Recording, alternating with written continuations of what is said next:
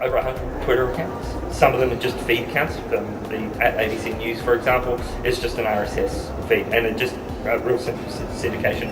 It's just a link out to the latest stories as they come out. Yes. The Sichuan earthquake last year, the California bushfires also last year. That so there've been historical precedents set where other people around the world have actually been using the technology, and it was a sad thing, but it was going to be a matter of time before there was going to be some form of natural disaster in Australia. What we did was we simply used Twitter as another feather in our bow to distribute the information. None of the information that we distributed was user-generated. It was actually all because of our role as the emergency broadcaster. There's actually a whole pile of very strict rules that go with it. So and I did all of the bushfire updates over when that crisis was on.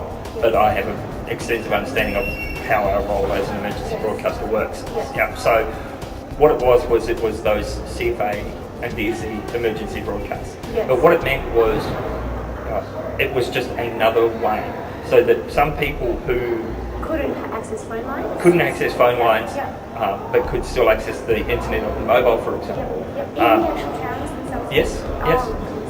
Yes. Well, we've got tweets from people saying, I couldn't access my phone line, but I could still access my mobile phone. Yes.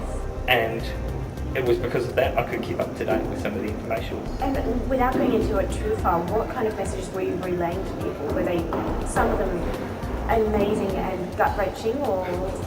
I was getting all of that. I was actually seeing all of the information that was coming in at the background, but all the information that we actually broadcast during that the first 4 days from the Black Saturday through to the Tuesday were actually just primarily emergency updates only.